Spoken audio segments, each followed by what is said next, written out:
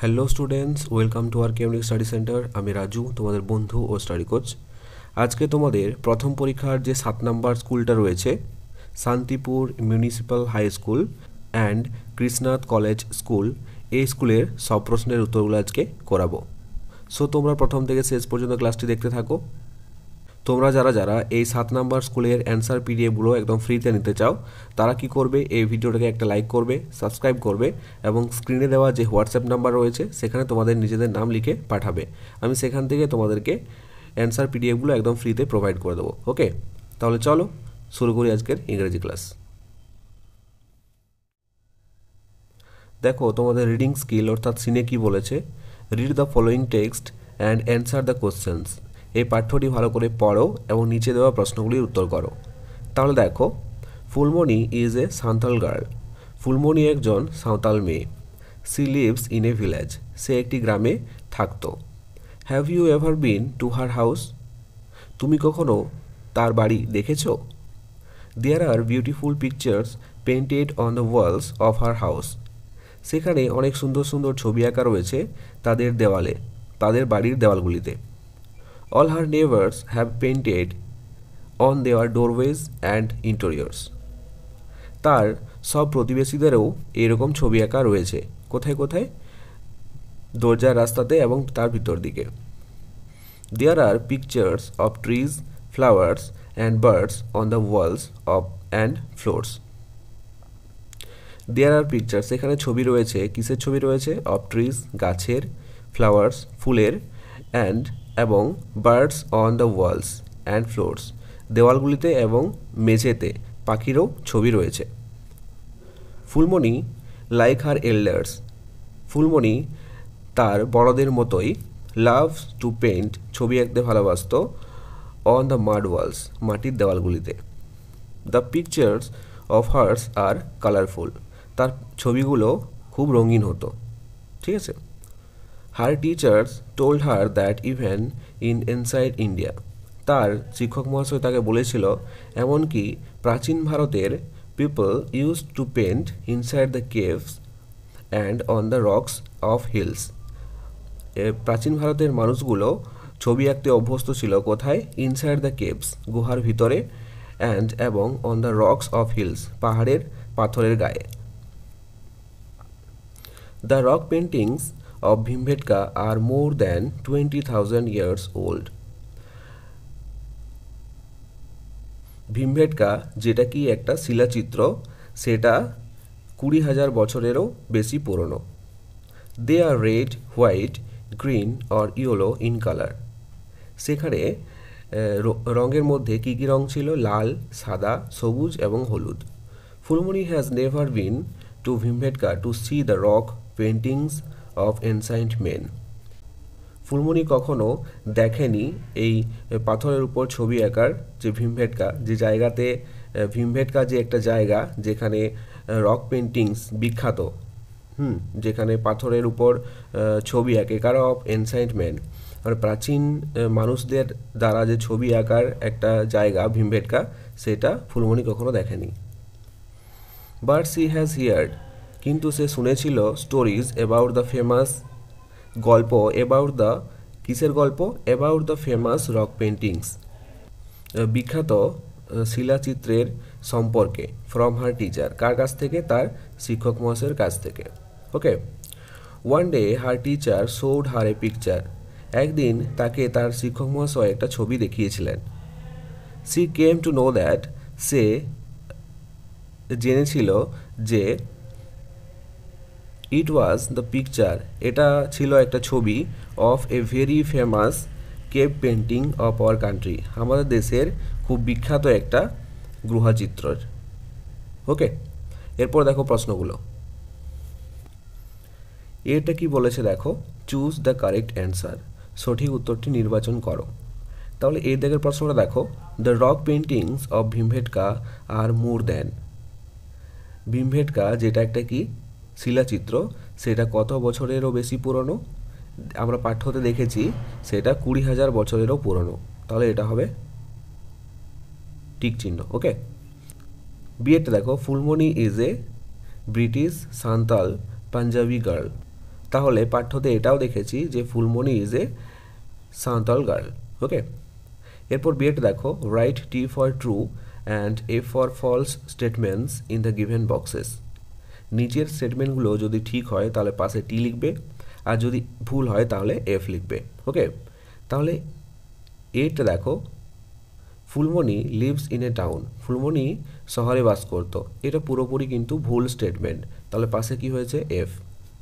বিয়েটা দেখো, Phulmoni loves to paint on the clay walls, Phulmoni ভালোবাসতো ছবি আঁকতে কোথায়, তাদের মাটির দেওয়ালগুলিতে। মাড, ওখানে মাড ওয়ালস ছিল, এখানে ক্লে ওয়ালস।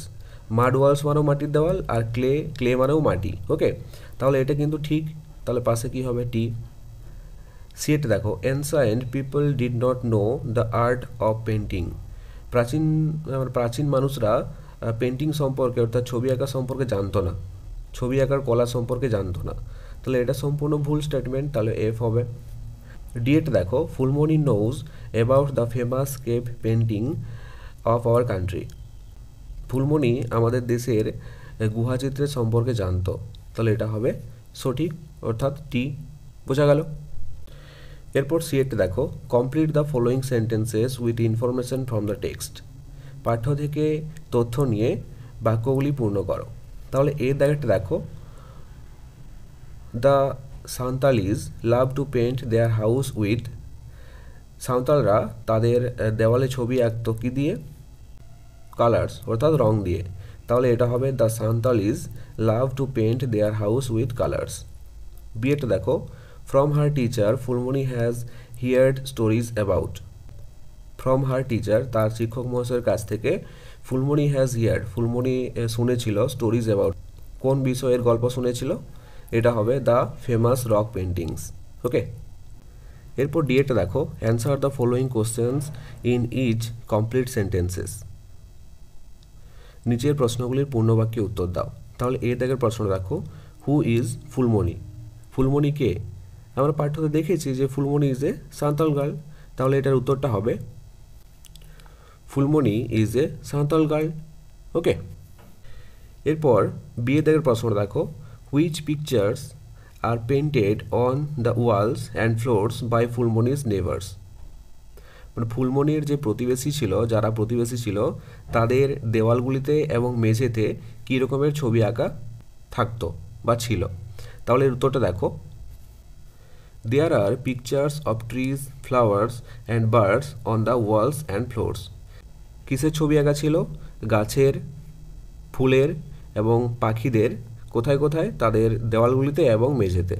ওকে, এরপর দেখো গ্রামার অ্যান্ড ভোকাবুলারিতে কী বলেছে, fill in the blanks with appropriate articles, শূন্যস্থানগুলিতে অ্যাপ্রোপ্রিয়েট আর্টিকেল দ্বারা পূর্ণ করো। তাহলে দেখো এটা মাই সিস্টার ইজ, এটা হবে এ ইউনিভার্সিটি স্টুডেন্ট। বিয়েটা দেখো, আই হ্যাভ ড্যাশ আমব্রেলা, এটা হবে আই হ্যাভ অ্যান আমব্রেলা। তোমরা তো জানোই যে শূন্যস্থানের পরের যে শব্দটা থাকবে তার ফার্স্ট লেটারটা যদি ভাওয়েল থাকে তাহলে অ্যান হবে। ওকে, তিনটা দেখো, change the singular numbers of the following words into plural numbers, নিচের যে ওয়ার্ডগুলো রয়েছে এগুলো সব সিঙ্গুলার নাম্বারে আছে, সেগুলোকে সব কি করতে হবে, প্লুরাল নাম্বারে করতে হবে, অর্থাৎ এক বচনে আছে বহু বচনে পরিণত করতে হবে। তাহলে এটা দেখো, ম্যান মানে মানুষ, মেন মানে মানুষগুলি, MEN। বিয়েটা দেখো, লিফ মানে পাতা, লিভস মানে পাতাগুলি, এফটা তুলে দিয়ে VES ওকে বসিয়ে দেবে। তারপরে আছে পোয়েম, পোয়েমস, পোটাটো, ও এর পরে কি করবে, ES যোগ করবে, শেষে যদি ও থাকে তাহলে ES যোগ করবে, পোটাটোস, তাহলে প্লুরাল নাম্বার হয়ে যাবে। ওকে, এরপর দেখো চারেরটা, আন্ডারলাইন দ্য রাইট অ্যান্সার্স, সঠিক উত্তরটি নিচে দাগ দাও। তাহলে এটা দেখো, Raju is my friend, Raju হয় আমার বন্ধু, হিজ হাউস ইজ নিয়ার, তার বাড়ি কি, এটা হবে ইজ নিয়ার আওয়ার্স, আমাদের সামনে। বিয়েটা দেখো, she lives in a village, সে একটি গ্রামে থাকে, দ্য পিকচার্স অফ, এটা হবে হার্টস আর কালারফুল।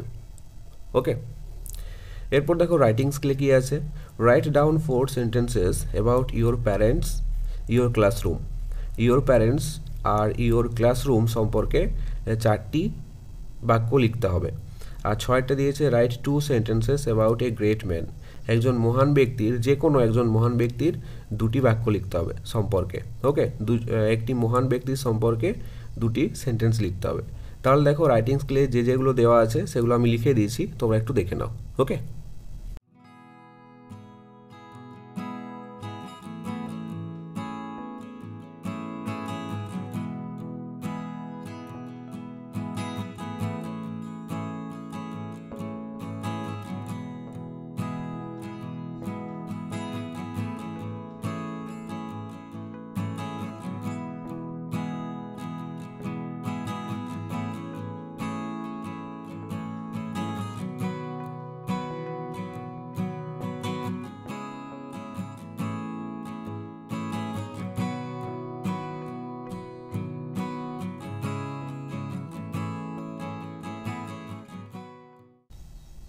সো এই ছিল আজকের ক্লাসটি কেমন লাগলো অবশ্যই কমেন্ট করে জানাও। আর যদি ভালো লেগে থাকে তাহলে অবশ্যই একটি লাইক করে দিও। এবং ছোট বন্ধুরা, তোমরা যদি আমার চ্যানেলে নতুন হয়ে থাকো তাহলে ফটাফট সাবস্ক্রাইব করে পাশে থাকা বেল আইকনতে প্রেস করে রাখো। ওকে, তো চলো দেখা হচ্ছে নেক্সট কোনো ইংরেজি ক্লাসে। ততক্ষণ পর্যন্ত বাই বাই, টেক কেয়ার।